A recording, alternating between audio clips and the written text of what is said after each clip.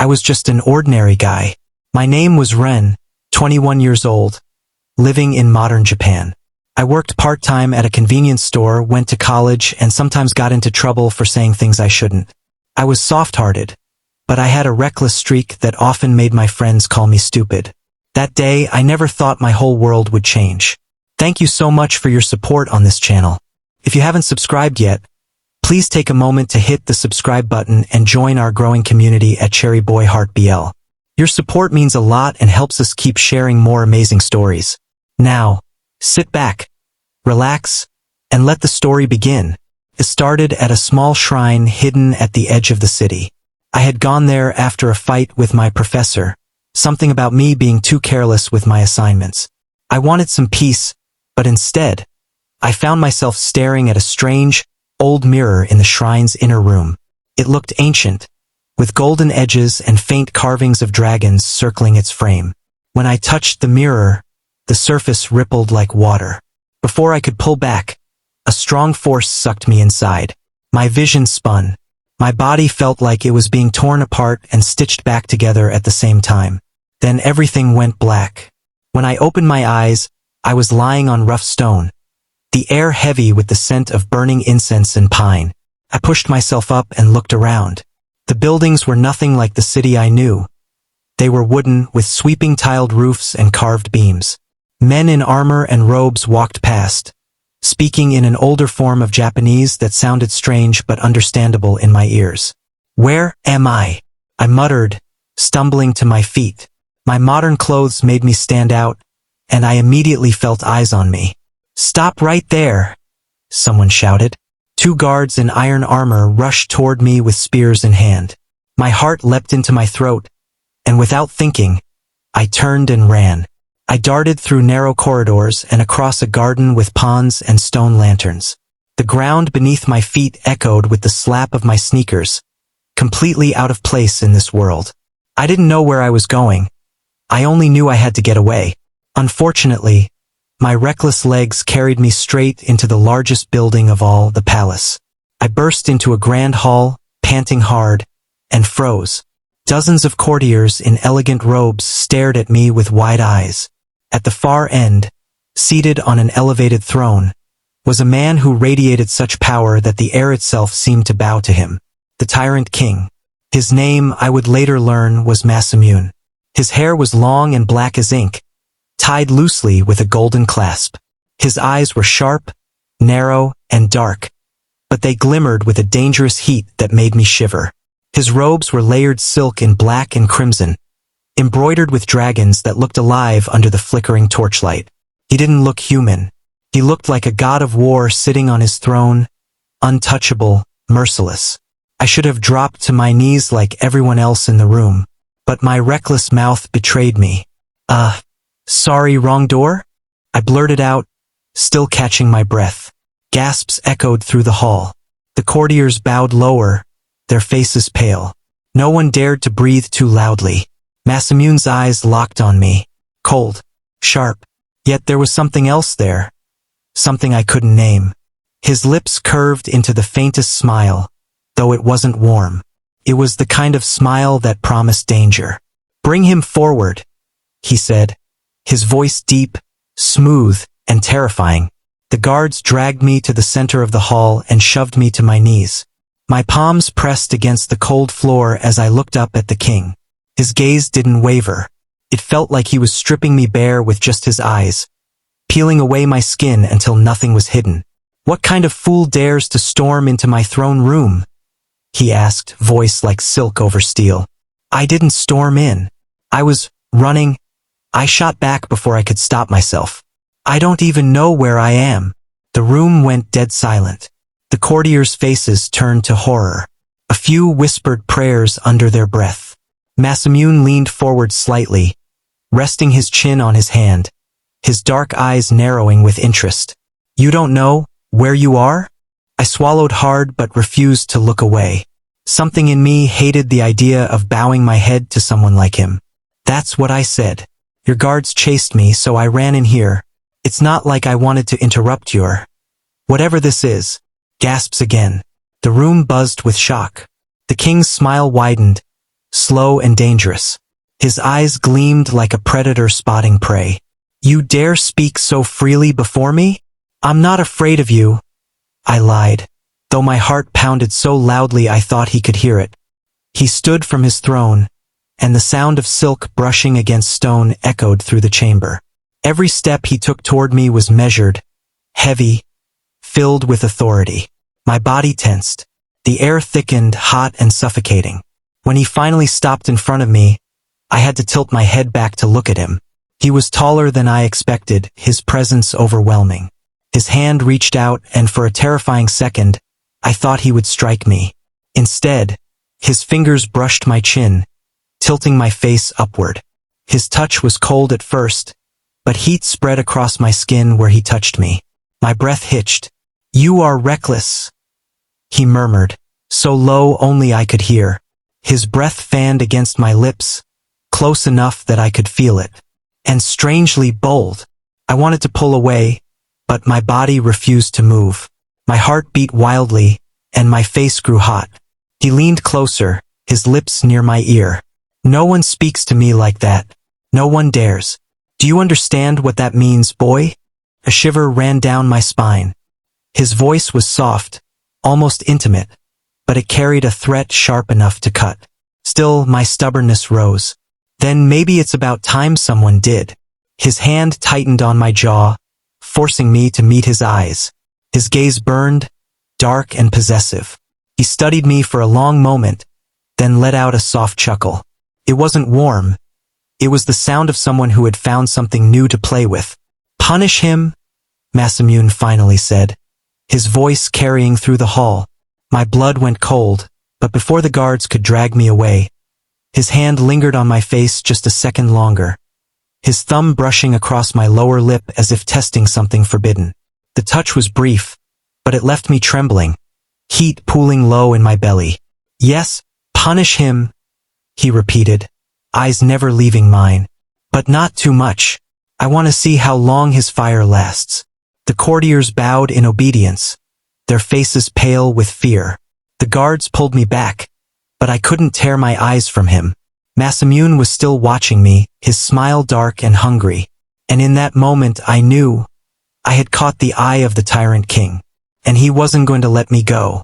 When the king said I would be punished, I thought I would be thrown in some dark dungeon, chained, or maybe even executed.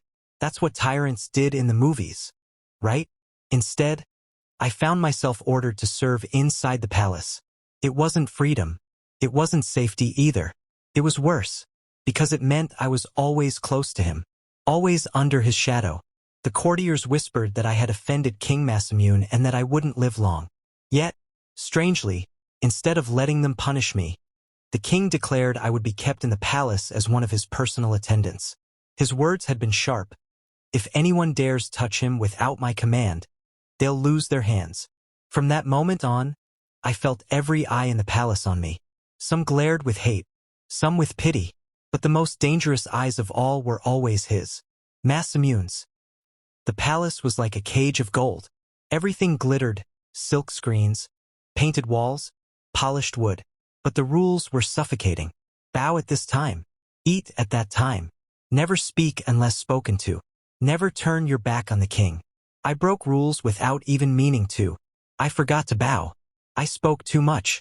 Once, I even bumped into one of the attendants carrying tea and spilled it everywhere. The older servants hissed at me, their faces twisted with disgust. "You'll bring ruin on all of us. Foreign brat. Show some respect. Do you want your tongue cut out?" I should have felt scared, but instead, I snapped back.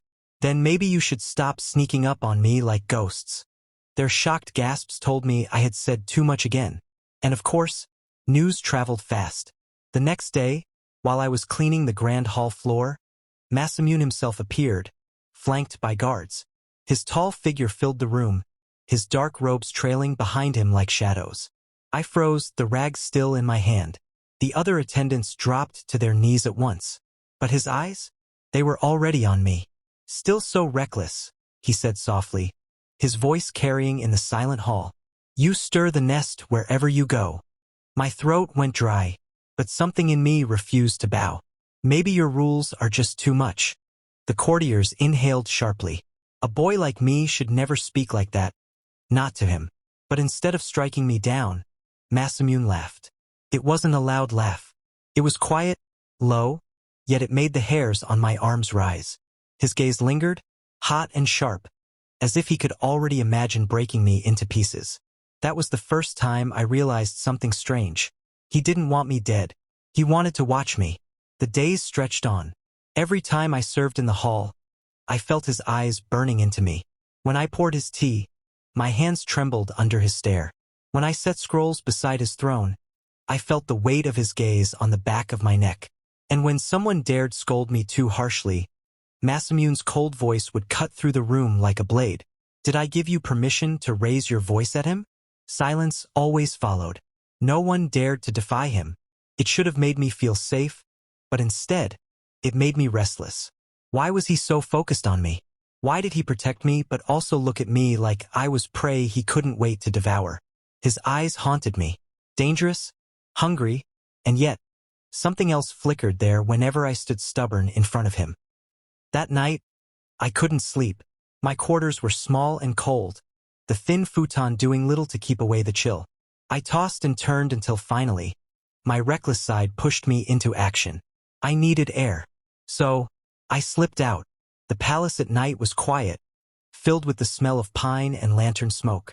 The moonlight cast long shadows on the wooden corridors. My heart raced with both fear and excitement as I wandered deeper, my footsteps soft on the polished floor. I didn't even realize where I was going until I found myself near the gardens outside the king's private chambers. The pond shimmered silver in the moonlight, the cherry blossoms swaying gently. For a brief moment, I felt at peace. Then a voice cut through the silence. Do you think I wouldn't notice? My body froze. The air around me turned heavy, like chains pressing down on my chest. Slowly, I turned. Masamune stood there, his figure lit by the lantern glow. His black hair fell over his shoulders, his robe half loosened as if he had just left his chambers. His eyes gods, those eyes glowed in the dark, sharp and unyielding. I stumbled back. I just needed some air. His lips curved into that same dangerous smile. And so you sneak into my garden? My chest tightened, but I lifted my chin stubbornly. It's not like your palace comes with a map. I didn't know this was your garden. He stepped closer. My back hit the wooden wall behind me. I had nowhere to run. His shadow fell over me, swallowing me whole. You really don't fear me, do you? He murmured. His hand pressed against the wall beside my head, caging me in. His face was close, too close. I could feel the heat of his body, the faint brush of his robe against my sleeve. My breath hitched. Should I? I whispered, even though my heart pounded like a drum. His eyes darkened. Yes, everyone fears me. They tremble. They bow. But you, his other hand rose, fingers brushing lightly along my jaw. His touch was deceptively gentle, but it sent sparks shooting down my spine. You glare at me. You talk back. You disobey. His thumb traced the corner of my mouth. My lips parted without meaning to, my breath shallow. Maybe I just don't like tyrants. I whispered, my voice trembling but defiant. Masamune leaned closer until his breath mingled with mine, hot and slow. His lips were inches from mine. Or maybe, he said softly, you want to see how far you can push me. My chest rose and fell rapidly. His presence was overwhelming, intoxicating. I hated how weak my knees felt, how much heat pooled in my stomach from just his nearness. I tried to look away, but his hand on my jaw forced me back. His gaze trapped me. Dark, hungry, possessive. For a long moment, the world held still. His lips hovered just short of mine, never closing the distance. My body ached from the tension, my breath caught between fear and something far more dangerous. Then, slowly, he pulled back, though his hand never left my face. You are reckless? Run, he said, his voice low and rough. And now, you belong to me. Do not forget that. He released me at last, his eyes burning with something I didn't dare name. And then he turned, his robes whispering against the floor as he disappeared into the night. I slid down the wall, my body trembling, my lips tingling with the ghost of his almost kiss. I hated how much my chest ached. I hated how much I wanted him to come back. Life in the palace had begun to change. Slowly. Strangely. At first, I was just a punishment. A reckless boy forced to scrub floors and carry trays. But after that night in the garden, after the way Masamune had trapped me against the wall with his burning eyes, things shifted. It was subtle at first. Instead of being sent to sweep endless corridors, I was told to serve closer to him. Instead of eating plain porridge like the other attendants, I was given richer meals. Fish, soft rice, even sweet fruits. The others noticed. Why does he get that? I heard one whisper. He's just a boy. Why does the king favor him? Another muttered. Dangerous. Dangerous to stand so close to his majesty. I pretended not to care, but the whispers followed me like smoke. Even the concubines glared when I passed, their painted faces twisted in jealousy. Once, one of them, Ayam, stopped me in the corridor. Her perfume was strong, her kimono bright with red cranes. She looked me up and down like I was something she had stepped on. You don't belong here, she said, her voice dripping with venom. The king is merciful now, but when he grows tired of his toy, what do you think will happen to you? Her words should have stung. Instead, my reckless tongue betrayed me. Maybe he'll grow tired of you first. The slap came fast, stinging across my cheek. Before I could even react, the air shifted. Heavy, suffocating. Masamune appeared at the end of the corridor, his robes trailing like fire behind him. His eyes locked on Ayam. Cold, sharp, deadly. The concubine dropped to her knees, shaking. Did I give you permission to touch him? Masamune's voice was calm, but the silence that followed was terrifying. And no, your majesty. The crack of his hand striking her face echoed through the hall. My eyes widened as she crumpled to the floor, blood on her lip. Throw her out of my sight, he ordered the guards. If she dares raise her hand to him again, cut it off. The guards obeyed at once. My heart pounded as I stood frozen. I had never seen such ruthless cruelty, and yet, it was because of me. For me. His eyes turned to me then, softer but still burning. He stepped close, his hand rising. My body flinched, but instead of hitting me, his fingers brushed the sting on my cheek, almost tender. No one touches what is mine, he said quietly, his voice low enough that only I could hear. The heat of his words sank into me. Dangerous. Possessive. My lips parted, but no sound came out. I hated the way my heart raced. I hated how my body leaned into his touch, even just for a second. From that day on, it became clearer. I was no longer just a servant. I was something else. Masamune kept me close wherever he went. He made me pour his tea, walk behind him in the gardens, even sit beside him during meetings. Ministers whispered behind their sleeves, and the concubines seethed, but no one dared speak out loud. He never hid his gaze. It was always on me, whether I was standing, speaking, or even just breathing. I felt it on my skin like fire, burning, marking me as his. And when anyone even looked at me wrong, his wrath fell swift and brutal. It scared me, but it also stirred something in me I didn't want to name. One afternoon, he summoned me without explanation. You will come, he said simply, his dark eyes glinting. Where? I asked warily. He only smirked. You'll see. That was how I found myself dressed in plain clothes, walking beside him through a bustling festival outside the palace walls. He wore a simple robe too, his long hair tied back, his features softened by the glow of lanterns. For once, he didn't look like a tyrant king. He looked almost human. The streets were filled with laughter, music, the smell of grilled food. I stared wide-eyed at everything, forgetting for a moment where I was. I grabbed a skewer of sweet dumplings from a stall and bit into it, my cheeks puffing. Masamune's gaze lingered on me, amused. You look like a child.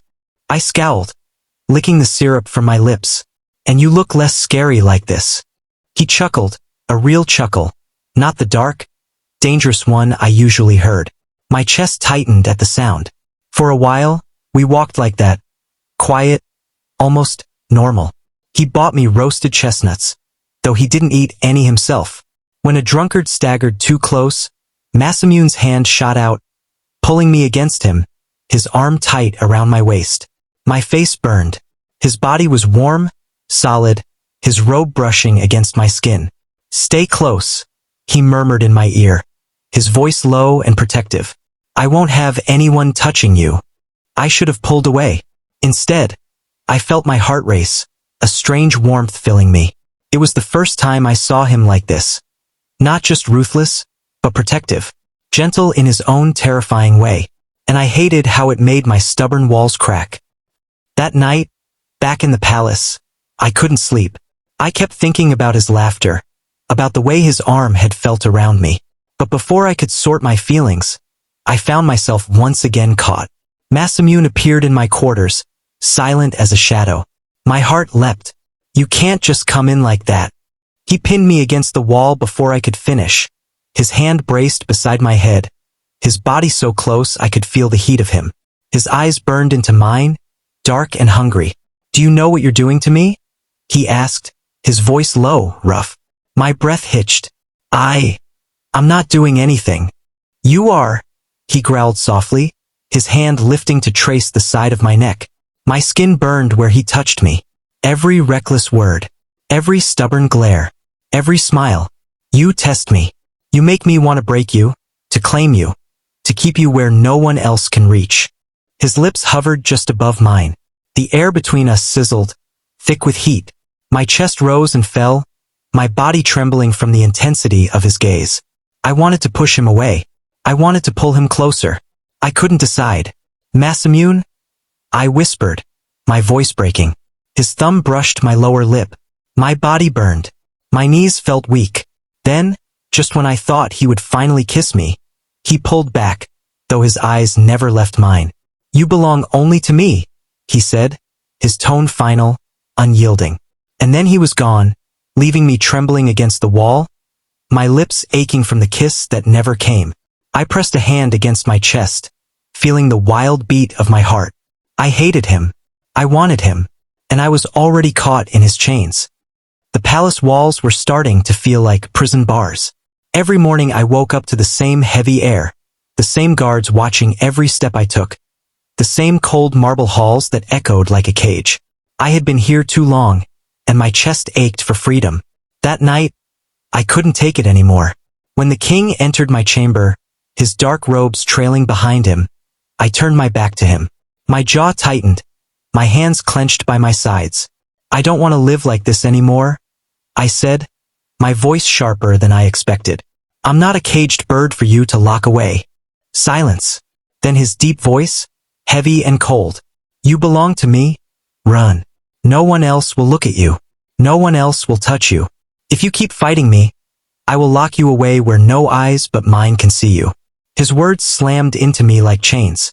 My blood boiled. I spun around to face him, anger shaking through me. "You can't own me," I shouted. "I'm not some jewel to hide in your vault. I'm a man, and I have the right to live, to breathe, to walk outside without chains around my neck." His eyes darkened, a storm gathering there. He stepped closer, slow but unstoppable, until I felt the heat of his body pressing against mine. His hand shot up, gripping my chin, forcing me to meet his gaze. "You are mine," he growled. "Every breath, every heartbeat, every look in those eyes, it belongs to me, and I will never let you go." I tried to push him back, but my body betrayed me. My heart pounded. My skin tingled where his fingers pressed against me. I hated him for making me feel like this, hated how my chest ached not with fear, but with something deeper, something hotter. "Let me go," I whispered, though my voice trembled, weak. Instead, he crashed his lips against mine. It wasn't gentle. It was fire, hot, wild, angry. His mouth devoured mine, and I gasped, trying to push him away. But the moment our lips touched, something inside me broke open. I couldn't breathe, couldn't think. The world vanished, leaving only him, his taste, his heat. I fought him with my lips, biting back, but he only pressed harder, forcing me deeper into the kiss until I melted against him. My hands, which had been pushing at his chest, slowly curled into his robes, clutching him close as if I needed him to survive. When he finally pulled back, I was panting, my lips swollen, my chest heaving. He stared at me with wild hunger, and I hated the way my body trembled under his gaze. "You hate me," he said, his thumb brushing over my bruised lips. "Yet you burn for me." "Shut up," I muttered, but my voice was weak, my face hot with shame. He smirked, but his eyes held something softer, something that scared me more than his threats. That night, I lost the fight. He claimed me slowly, like a predator savoring its prey. His touch was hot and demanding, yet careful, almost tender, as if he knew every part of me better than I knew myself. I trembled under him, torn between wanting to break free and wanting more of him. Every kiss, every touch, every sound that left my lips felt like another chain binding me to him, yet I didn't resist. I couldn't. When his mouth traveled down my neck, when his hands pinned mine above my head, when he whispered against my skin, "You are mine," I should have screamed, should have fought, but instead, I arched into him, my body betraying me completely. I hated him for it, but I also craved him. By the time the night ended, I was ruined. My lips were sore, my skin burned from his touch, and my heart was a storm of confusion. I lay in his arms, hating the warmth I felt there, hating that I wanted to stay. But everything changed the next day. It happened so fast, too fast for me to think. We were walking down the grand hall when I saw the shadow move, the glint of steel flashing in the air. A blade aimed for the king's heart. Without thinking, I moved. "Run!" he shouted. But it was too late. I threw myself between him and the assassin, my body slamming into the king's chest as the dagger sliced past. Pain burned across my side, sharp and hot, but I didn't stop. I fought against the assassin with everything I had, every muscle screaming, until the guards rushed in and dragged the man away. I collapsed, blood staining my clothes. The king caught me before I hit the ground, his arms trembling around me. His face was pale, his eyes wide in shock. "Why?" he demanded, his voice breaking. "Why would you do this?" I tried to smile, though my lips trembled. "Because, even if I want freedom, I couldn't watch you die." His hands shook as they pressed against my wound. For the first time, the great king looked afraid. "I can't lose you," he whispered, his voice raw. "Do you hear me, Ren? I can't live without you." And in that moment, as his tears fell onto my skin, I realized the truth I had been running from. I couldn't live without him either. The throne room was heavy with silence, though hundreds of nobles and ministers filled it. I could hear the rustle of their robes, the scrape of shoes, the anxious whispers they dared not speak too loudly. But none of that mattered. All I could see was him. The tyrant king sat high on his golden throne, his sharp eyes never leaving me. He looked terrifying, merciless, yet the way he gazed at me burned hotter than fire. His lips curved in something between a smile and a snarl, and I knew he was holding back from reaching out and dragging me to his side like he always did when we were alone. I swallowed hard, feeling the weight of every stare on me. I was the outsider here, the boy who came from another world, the one they whispered about as a mistake, a weakness. But the king, he never treated me as such. His obsession had been frightening at first. His touch too heavy, his words too sharp, his presence too consuming. Yet now I realized I craved it. "Your Majesty," one of the ministers said, bowing low, "this boy, he is unfit to stand at your side. The kingdom will never accept." The king rose to his feet. The hall fell silent in an instant. Even I froze, my breath caught in my throat as his cloak swept behind him like the wings of a predator. "Enough!" His voice thundered through the chamber. "I grow tired of your cowardice." The minister dropped to his knees, trembling, but the king did not look at him again. His eyes, burning with fierce light, were locked on me. "This boy," he said, his voice lower now but even more commanding, "is mine." A ripple of shock ran through the room. Gasps, muffled protests, the sound of disbelief filled the air.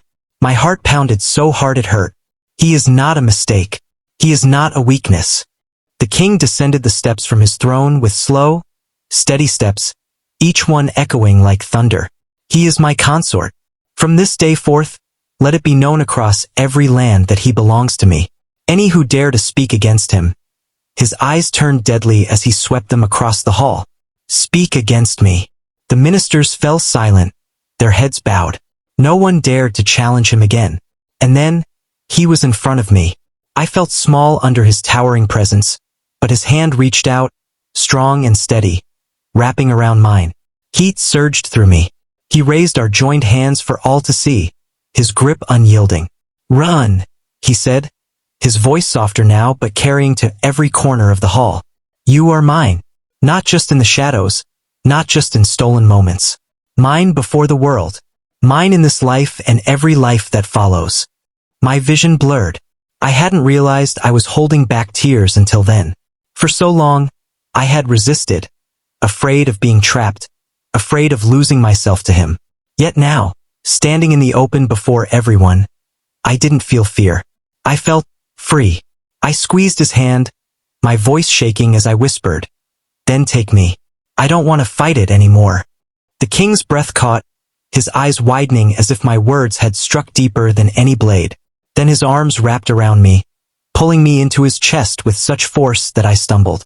Gasps filled the hall again, but I no longer cared.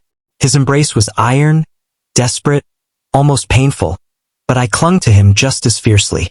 I was born to be yours, I said, the words breaking free from my chest. I don't want to go back, not to the world I came from. I want to stay here, with you. The king's hand slid to the back of my head, forcing me to look up at him. His eyes shone with something raw and wild, something only I had ever seen. Say it again. His voice cracked like a command. Say you are mine. I am yours. I breathed, trembling but certain. Completely. The chamber, the ministers, the throne, all of it vanished when his lips crashed onto mine. It wasn't a gentle kiss. It was fierce, devouring, claiming me in front of everyone. My knees almost gave out, but he held me up, his mouth moving against mine with desperate hunger. I gasped when his teeth caught my lower lip, when his tongue demanded entry, and I surrendered. My hands clutched his robe, pulling him closer, as if I would die if he pulled away. The world blurred. My heart raced. Every inch of me burned. Mine, he growled against my lips when he finally pulled back, his forehead pressing to mine. Only mine. Yes, I whispered, dizzy and breathless. Yours. He didn't let go of me, not even when the hall erupted into uneasy applause forced by fear. His hand never left mine as he dragged me out, away from the eyes of the court, down the long corridors, until we burst into his chamber. The doors slammed shut, and then, he was on me. His mouth found mine again, rough and desperate, his hands pulling at my robes as though he couldn't bear even a single layer of fabric between us. I shivered when his lips trailed down my jaw, my neck, branding me with his heat. Run, he murmured against my skin, his voice shaking with need. Do you know what you've done to me? I cannot breathe without you. I cannot think. You are poison, and I want nothing but to drink you dry. My body burned at his words, my heart aching with how much I wanted him. I tilted my head back, giving him more, my fingers tangling in his hair as I whispered, "Then take me. Take all of me. I'm yours." He groaned, the sound low and dangerous, and lifted me into his arms. My back hit the silk sheets of his bed a moment later, and he hovered over me, his eyes devouring every inch of me as though I were something sacred. You are mine, he whispered again, softer this time, almost reverent. And I am yours. His lips claimed me once more, but this time slower, deeper, as if he wanted to burn this moment into eternity. Every touch was fire, every kiss a vow. I felt myself unraveling beneath him, giving myself completely, my heart and soul laid bare. And when I whispered his name, trembling, he held me as if I were the most precious thing in the world. The night blurred into heat, into whispers, into breathless moans that never left the safety of his chamber. And when it was finally over, when exhaustion pulled at me, I lay tangled in his arms, my cheek pressed against his chest, his heart thundering beneath my ear. I don't want to leave, I murmured half asleep. Not ever. You won't, he said firmly, pressing a kiss to my hair. Not in this life. Not in the next. You are bound to me, Run. Forever. I smiled, my eyes closing, feeling safe for the first time since I arrived in this world. Safe, but also his. Completely, utterly his. And I realized, as his arms tightened around me possessively, that was exactly what I wanted. Did you enjoy the story? If you did, please subscribe to my channel, Cherry Boy Heart BL, to show your support. It really helps me keep making more stories for you. Thank you so much. See you in our next update.